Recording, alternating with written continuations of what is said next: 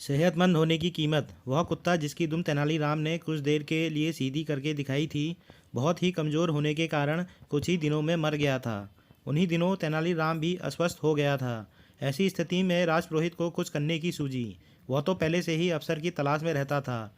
एक दिन जब दरबार लगा था तो उसे यह अफसर मिल ही गया। महाराज, आप तो देख ही रहे हैं, आजकल तेनालीराम अस्वस्थ चल रहे हैं। उनकी बीमारी कोई साधारण बीमारी नहीं। वे तो उसी कुत्ते की मृत्यु के समय से बीमार पड़े हैं जिसकी दुम उन्होंने सीधी करके दिखाई थी। बीमारी का सीधा संबंध कुत्ते की मृत्यु से है। वह बोला, स्पष्ट कहो जो कहना चाहते हो।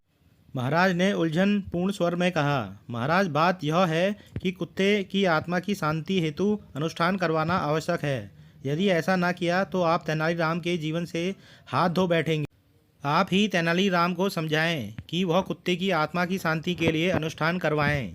महाराज तेनालीराम को खोना नहीं चाहते थे। यह राजपुरोहित की चालाकी को नहीं भाप पाए और चिंतित हो गए।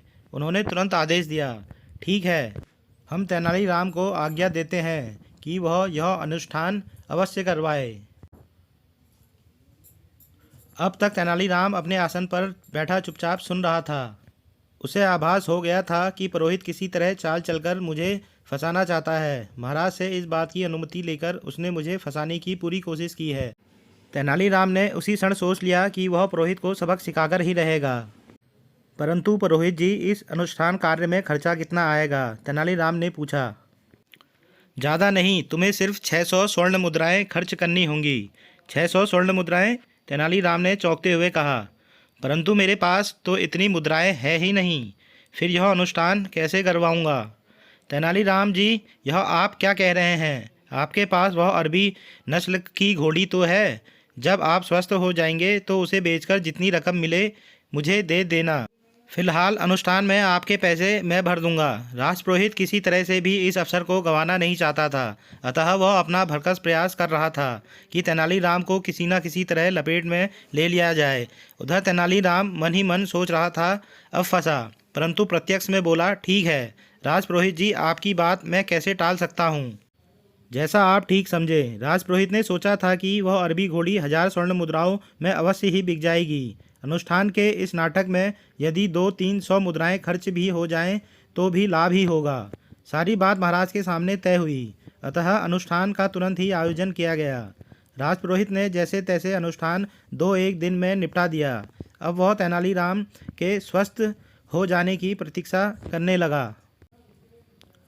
तेनालीराम 8-10 दिन में स्वस्थ हो गया। एक दिन राजपुरोहित उससे कहने लगा कि वह अब घोड़ी को बेचकर उनका कर्ज चुकाए। तेनालीराम ने तुरंत ही उनकी बात मान ली। उसने घोड़ी ली और राजपुरोहित के साथ बाजार की ओर निकल पड़ा। रास्ते में उसने एक फूल वाले से गुलाब के फूलों की टोकरी ली और उसे घोड़ी के पीठ पर लाद दिया। बाजार में पहुंचकर तेनालीराम ने हाक लगाई। इस अरबी घोड़ी पर लदी फूलों की टोकरी की कीमत 1000 स्वर्ण मुद्राएं और घोड़ी की कीमत सिर्फ 2 आने।